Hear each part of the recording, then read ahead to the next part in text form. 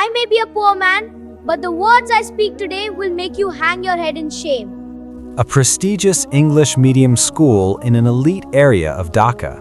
Outside the gate, a long line of Pajero and Land Cruiser SUVs. The inside of the school is like another world.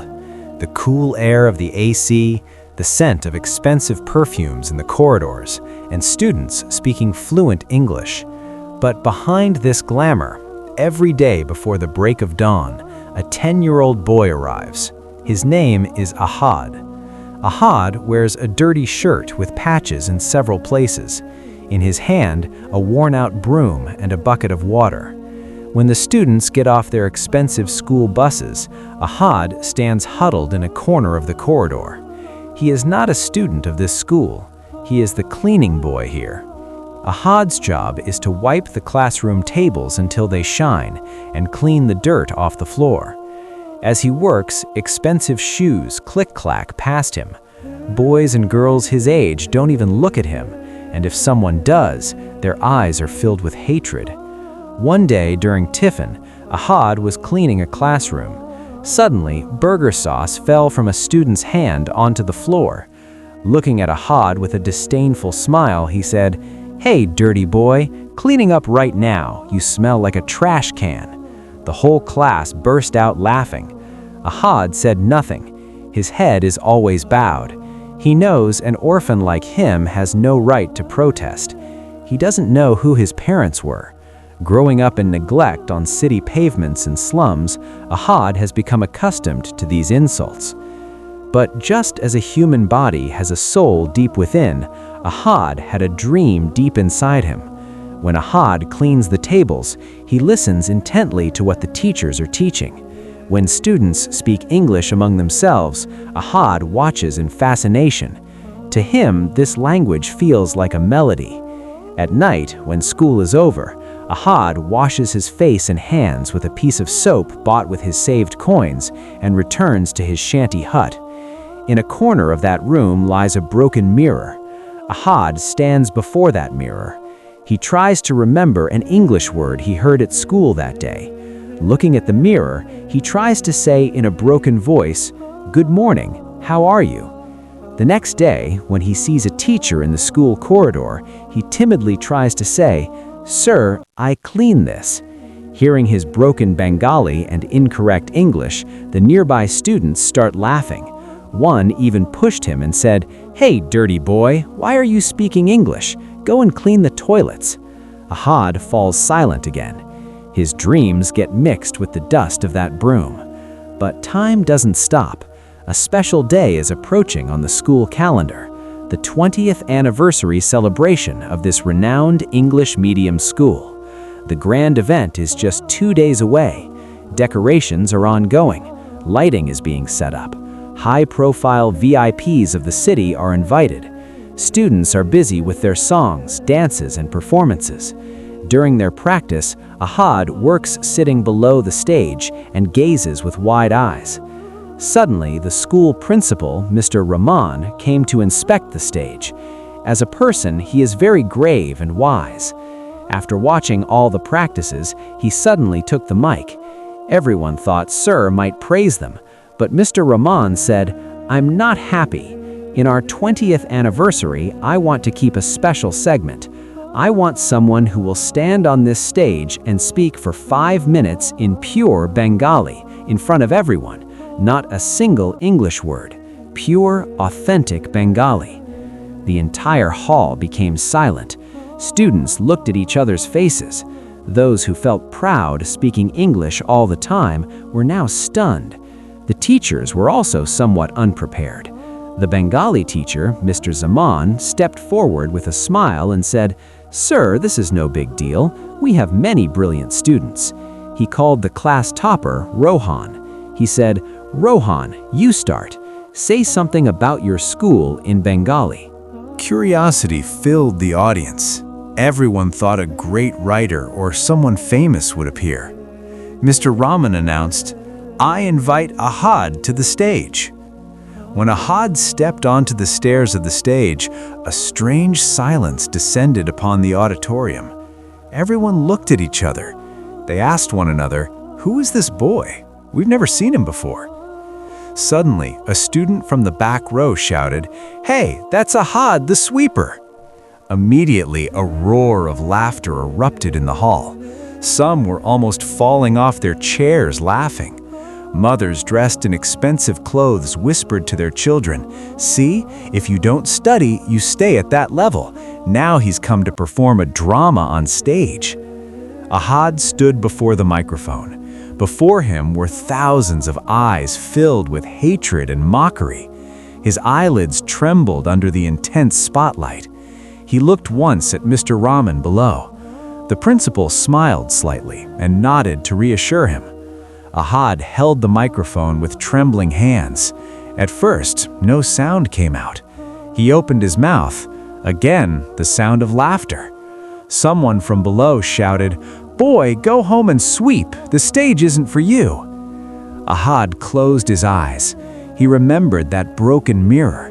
He remembered that rainy night when he mastered Bengali words by reading torn books found in the dustbin. He thought to himself, "If I lose today, our language loses too." Suddenly, Ahad's spine straightened. He opened his eyes. This time, the fear in his eyes was gone. Instead, a unique brilliance was burning there. He began, "Good morning. Today, standing on this illuminated stage, I haven't come to recite English phrases. I have come with the scent of the soil that gave us birth. You who are sitting here today in expensive clothes, do you remember the last time you spoke to your own mother without using a single English word?" The entire hall turned to stone. Ahad's voice was as clear and powerful as a thunderclap. His every pronunciation was as sparkling as a diamond. People of this city have rarely heard such pure Bengali. He spoke about the beauty of Bengal, the struggle of Bengal, and the history of the 21st February. There was a strange magic in every sentence. Those who were laughing a moment ago were now wide-eyed in amazement. They couldn't believe this boy sweeps the school. While speaking Bengali, Ahad suddenly stopped. 10 seconds of silence. Then he gave a strange smile. This time, he did something no one had imagined in their dreams.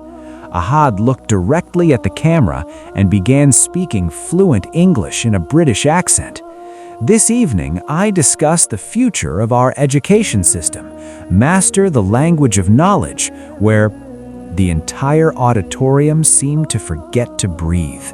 A 10-year-old boy who cleans the school floor was on one hand speaking pure Bengali like Vidyasagar, and the next moment delivering a slap to society's arrogance with flawless English like Shakespeare.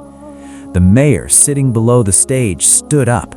There were tears of joy in Principal Mr. Rahman's eyes. Rohan and his friends bowed their heads in shame. Ahad finished his speech by saying, "I might not have been the first boy in your class, but I know every speck of dust in this school. I haven't learned from books, I have learned from life." The entire auditorium erupted in applause. For 5 straight minutes, everyone stood up to give a standing ovation to this little magician. After the program, Mr. Rahman came onto the stage. He held Ahad's hand and announced on the mic, "From today, Ahad is no longer a staff member of this school. From today, he is a student of this school. 100% of his educational expenses, his food and lodging, everything is the responsibility of this school. I want this boy to make the country proud 10 years from now." Ahad was crying, but these were not tears of sorrow. These were tears of victory. But the story doesn't end here. This was only the beginning. How that little Ahad, through a life of struggle, is today shaking the world as the CEO of a billion-dollar company. How he is now presenting that old school of his on the world stage. Time stops for no one. The pages of the calendar turned. 10 years passed. On the walls of the school where Ahad once used to sweep, Ahad's name is now written in large golden letters, "Our pride, our legend." But where is Ahad? After finishing his studies, he went abroad on a scholarship, but he didn't forget his days of struggle for a single moment. The hands he once used to wipe tables now sign million-dollar projects. A young man stands by the glass window of a skyscraper in New York. He is wearing an expensive Italian suit, an expensive watch on his hand. He is now the CEO of an international software giant. His company's net worth has exceeded billions of dollars. The world's media is buzzing about him. But even sitting at the peak of success, he remembers that dirty shirt, that broken mirror, and the dust-covered corridor of that school. Suddenly, an invitation card arrived on his desk, the school's 30th anniversary. After 10 years, he has been invited as the chief guest. Ahad took a long breath. A slight smile appeared on his lips. He decided he would go, but not with a grand show or fanfare. After 10 years, Ahad stepped into that familiar school in Dhaka again. But today, as he entered through the gate, the guards saluted him. Students in the corridor crowded to get his autograph, the same corridor that had once insulted him. Ahad went straight to Mr. Rahman's room. Mr. Rahman is now very old. His hair has turned gray.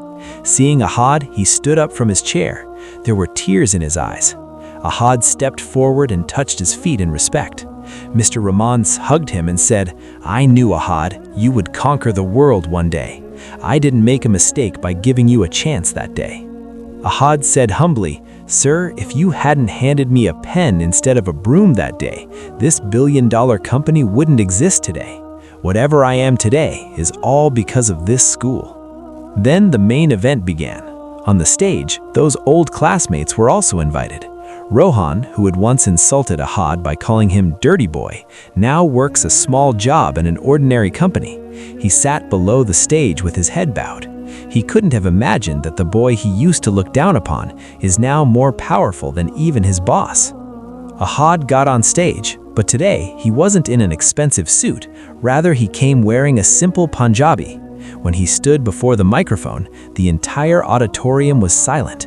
10 years ago, when I stood on this stage, my identity was that of a sweeper. Today, my identity is that of a CEO. But truthfully, my real identity is that I am a son of this soil who learned to love his language. Ahad announced, "From today, my company will take full responsibility for the education of all the underprivileged employees of this school. I don't want any more Ahads to have to look for their dreams in a broken mirror. This school is not just an English medium educational institution, it is a place where merit is valued, not clothes." Wherever Ahad goes, he promotes that school. In big conferences around the world, he says proudly, "I am a student of that school in Bangladesh where I was taught how to become a human being." Thanks to him, the school receives international recognition. Today, Ahad is not just a successful businessman, he is an inspiration to thousands of underprivileged children. He has framed his old broom and kept it in his office drawing room to this day, so that he never forgets where his roots were.